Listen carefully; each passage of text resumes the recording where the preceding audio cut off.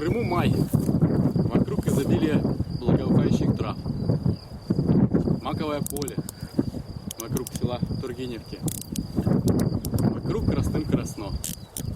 Такое бывает только раз в году. И это май.